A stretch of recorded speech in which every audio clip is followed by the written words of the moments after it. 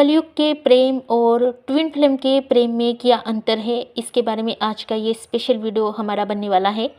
Hello friends, spirit word spirit angel से मैं अनुराधा आप सभी के अंदर बैठे हुए परमात्मा को प्रणाम करती हूँ और आप सभी का हमारे इस चैनल पर स्वागत करती हूँ।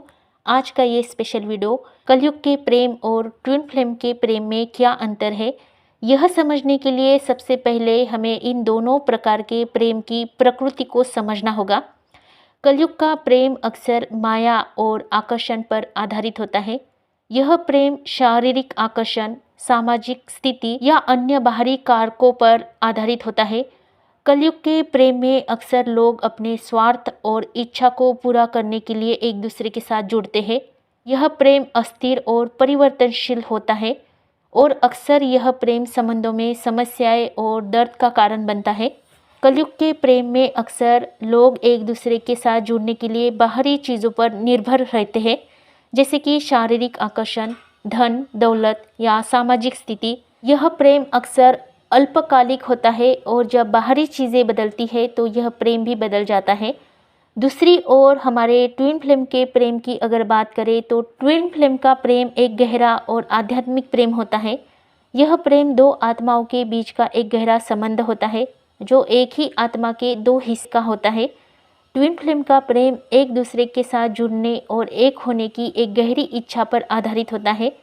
यह प्रेम आत्मज्ञान और आत्मविकास की प्रक्रिया को तेज करता है और यह प्रेम संबंधों में गहराई और अर्थ को बढ़ाता है। ट्विन फ्लेम के प्रेम में अक्सर लोग अपने असली स्वरूप को पहचानने और अपने आध्यात्मिक उद्देश्य को पूरा करने के लिए एक दूसरे की मदद करते हैं। यह प्रेम एक दूसरे के साथ जुड़ने और एक होने की एक गहरी इच्छा पर आधारित होता है और यह प्रेम अक्सर लोगों को अपने जीवन में सकारात्मक परिवर्तन लाने के लिए प्रेरित करता है।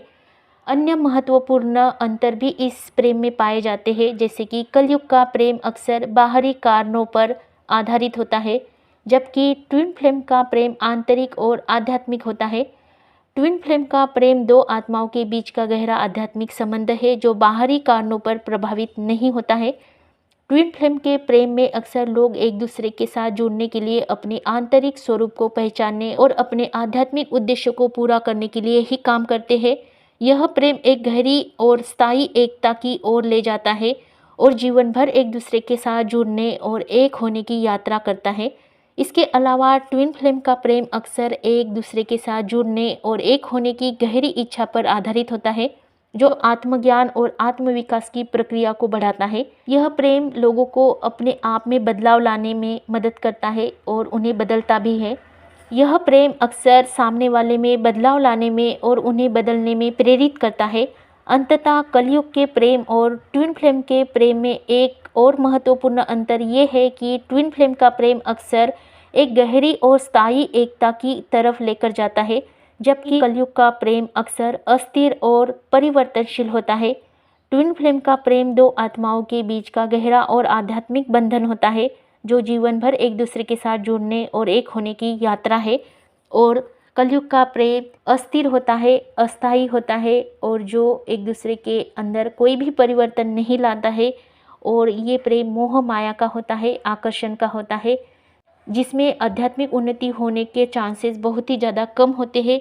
परंतु ट्विन फ्लेम का प्रेम आध्यात्मिक स्वरूप में ही होता है और आध्यात्मिक रूप से ही दोनों आत्माओं को विकसित करता है, और ये विकास उनका बस इसी जन्म का नहीं अन्य जन्मों का भी होता है, जो जन्म जन्मांतर उनके साथ आते हैं और अपने इस धरती पर बड़े कार्य को पार करते हैं।